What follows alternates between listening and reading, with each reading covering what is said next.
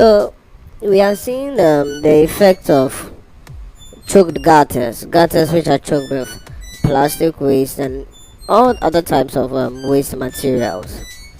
What happens is because they fill up the spaces in the gutters, they prevent the free flow of water um, to the point that even when water is flowing through them, you'd see that there's a certain level that cannot go down. It's always retaining some amount of water in the gutters, but that was not how the gutters were actually designed to be, to work like. They are designed so that when water gets into them, they drain the water to other places. The water will be directed to either a very big waste particular place for water, a big gutter or something like that. You get it? But when the gutters are choked, what happens is that even when it rains, and even after it rains, sometimes not even when it rains, like you can see in your video right now, it's not raining particularly at this moment, but because the gutters were so choked, waters have filled it to the brim, so much so that you cannot even identify the point where you enter the gutter from the road.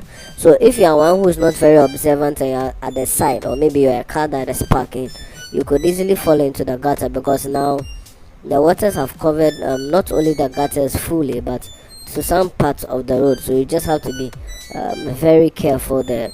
If you take a good look, you can see where the gutter is again, but then you see a point where it's almost vanishing. You can't see where again it leads to. So this is something we have to be careful of. In like the last month, yes, has it even been up to a month? Okay, let's just say a month. About a month, we've seen several cases of places in Ghana, flooding because of the rains. But the main reason why those places are flooded is not because of the rains. Whatever happens, the rain will fall. The thing is that the floods occur when there's no other place for the water to pass through. So they become still, they become stagnant, they become, restricted to one particular place. And this is how little by little people's lives and properties are destroyed. You look at a gutter like this, which is receiving all this water, and the water cannot quickly vanish or be drained, because there's rubbish inside the gutters that have choked them. So below the water, there's so much substance that is preventing the water from flowing easily. You get it? So now in this situation like this, in what you are watching right now, if it rains again and let's say the whole place is covered, how will you be able to identify where even the gutter is? This is not only even dangerous for floods, but it's even dangerous for pedestrians and for people who are walking.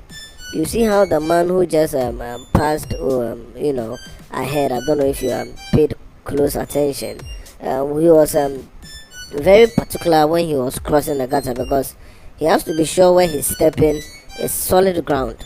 You get it? And this is very dangerous.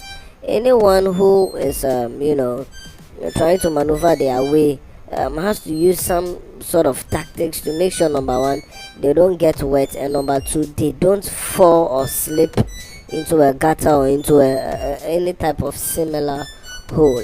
And all this starts when, number one, we don't design our gutters properly, and number two, which is very important, when we litter the environment. Now, I said number one, we don't design our gutters properly because in some places the gutters are just constructed with no plan of drainage, and that's what the problem is. There's supposed to be a certain slope when you construct a gutter, depending on where it is. There are some places you can even construct gutters without slopes, because the way the place has been streamlined, when water goes through, it will definitely pass out easily. but there are some other places where you have to make sure that there's a certain slope, so that when water gathers passes through these gutters, the slope will help channel the water down into another maybe reservoir or a bigger gutter, which will then take it away to where it's supposed to go to. So we should pay particular attention to the constructors and those who are going to be responsible for constructing these gutters, so that they are not just holes, but they are proper angled gutters. Otherwise, when you just construct a gutter which is a very level gutter, water would enter all right, but it will not be able to send the water from one point to the other. And this is why you would come by certain gutters that are very full to the brim. Sometimes it's not only just the rubbish that has choked it, or this other debris and other stuff, but it's because the gutters were not made to a right slope, to a right angle. You have to know where exactly this gutter is going to be channeling water to. Then from there you decide the slope to give to the gutter.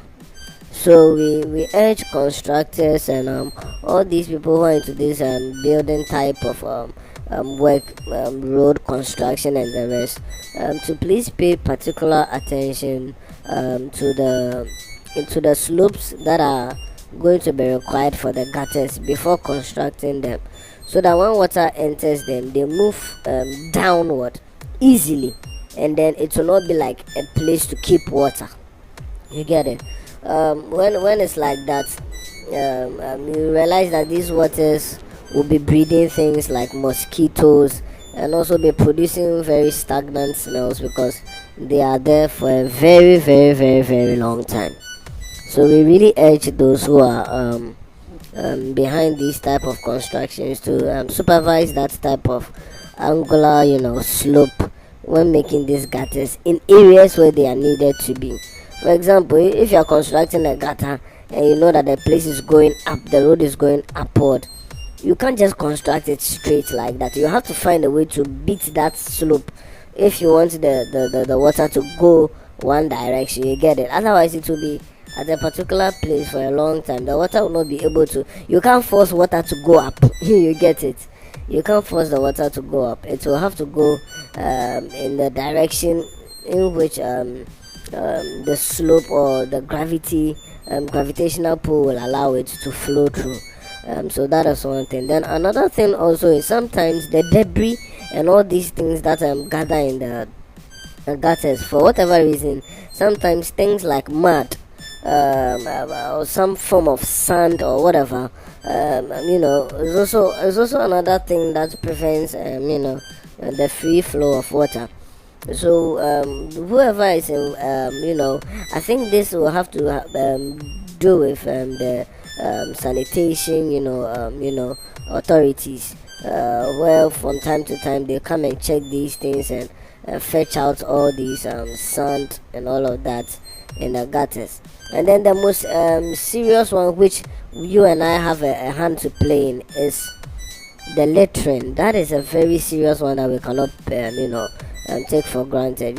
Throwing pure water sachets, bottles, plastic waste. Anytime you eat something, then you are done, you just throw it on the road, or you throw it in a gutter. It's a very wrong practice.